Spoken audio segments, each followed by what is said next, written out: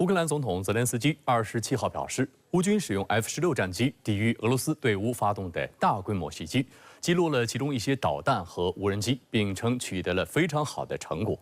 俄罗斯方面同日称，继续对乌克兰进攻库尔斯克的冒险行动做出大规模进攻的回应。在基辅，大量民众前往地铁站避难。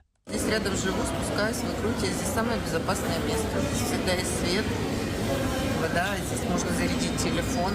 поэтому мне здесь надежно и спокойно. Вот сейчас здесь с 5 утра, да? 能源设施是俄军此次空袭的重点目标。有视频显示，俄军导弹击中了基辅水电站大坝。乌克兰国家电力公司当天宣布，乌全境实施紧急停电。基辅市长克里奇科表示，多个地区电力中断，部分地区供水中断。由于发电设施受损，5家电视台演播室一度断电。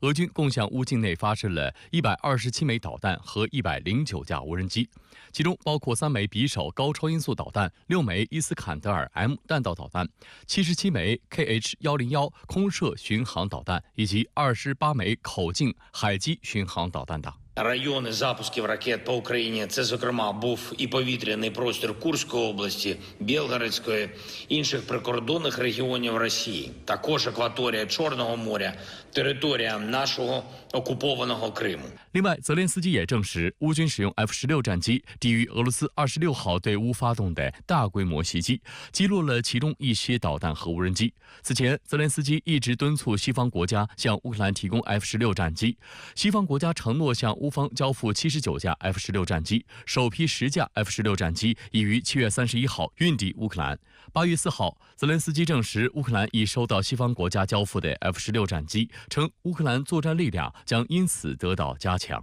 当天，美国总统拜登谴责俄罗斯对乌克兰能源基础设施发动的袭击，并重申了他对基辅的支持。拜登表示，美国将紧急向乌克兰运送设备，以修复其能源系统，并加强乌克兰电网的抗击强度。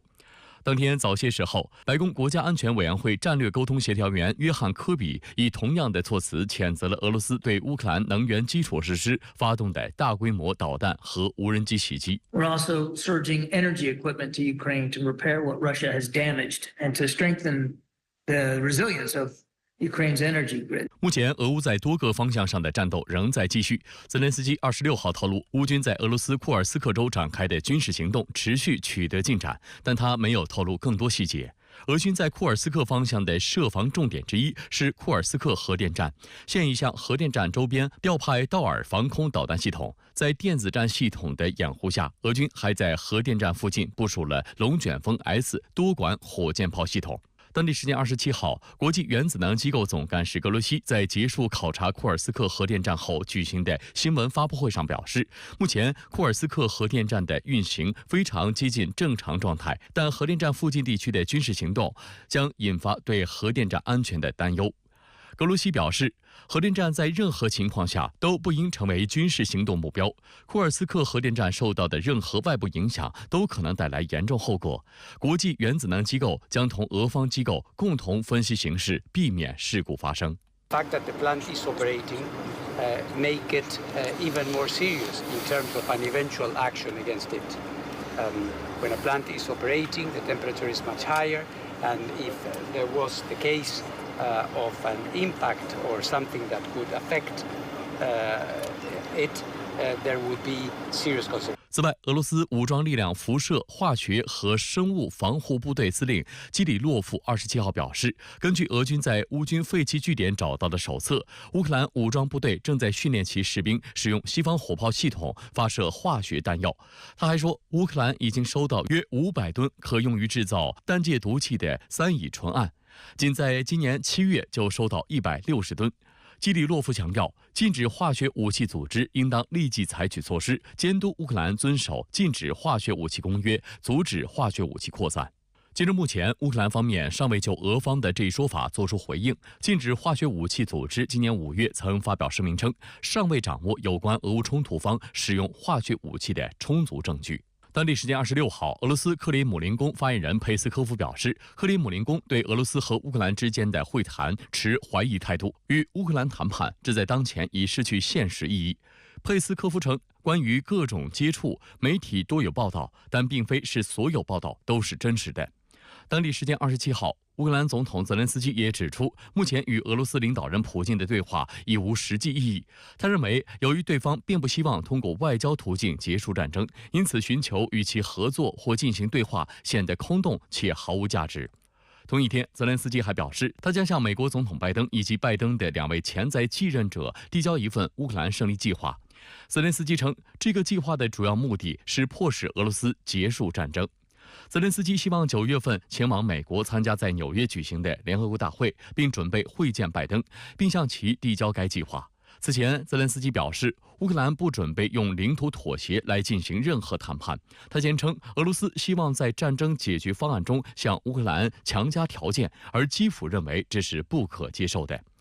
俄罗斯总统普京今年6月表示，与乌克兰进行谈判的前提条件是乌军从顿涅茨克、卢甘斯克、赫尔松和扎波罗热这4个地区全面撤军。俄罗斯外交部长谢尔盖·拉夫罗夫8月19号表示，在乌克兰8月6号大举越境攻击俄罗斯库尔斯克地区后，谈判已不可能。日本数字大臣河野太郎26号正式宣布竞选自民党总裁，成为第3个正式加入选战的重量级人物。曾经担任过日本外务大臣和防卫大臣的河野太郎在内政外交上有何取向？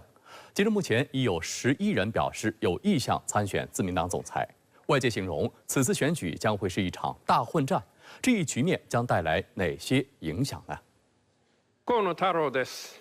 自由民主党の総裁選挙に出馬いたします。这是河野太郎第3次在党总裁选举中发起挑战。他在记者会上表示，当前要务是恢复民众对政治的信赖，并对自民党此前的黑金丑闻作出回应，承诺若当选，将要求没有正确回报政治现金的国会议员交还相对应的金額。国民の皆様から信頼を回復してまいりたいというふうに思っております。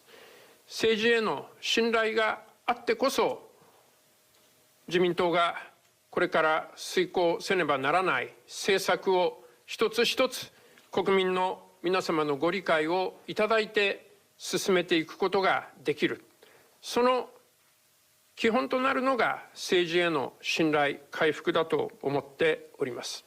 外界注意到，现年61岁的河野太郎曾在安倍内阁先后出任外务和防卫大臣，军事上主张日本扩军，配合美国与北约的军事部署；外交上则更偏向保守。有分析认为，虽然河野太郎之父河野洋平是自民党内一直主张对华友好的政治家，且河野太郎在担任外务大臣时对华言论相对克制，但由于其有过长期的美国留学经历，较为亲美，其外交政策可能也会追随美国的脚步。日本自民党总裁选举的角逐者陆续表态，截至目前已有11名自民党政客表明有意参选。外界形容此次选举将会是一场大混战。此前受黑金丑闻影响，岸田文雄解散了除麻生派之外的自民党派阀。有分析认为，此次自民党选举可能出现10人以上的混战，部分原因就在于各派系解散后约束和协调作用弱化，导致参选门槛降低。同时，以往自民党总裁选举中，外界可以基于派系支持倾向来预测最终结果。但此次混战中，谁将当选颇具悬念。还有观察指，岸田执政期间，自民党丑闻不断，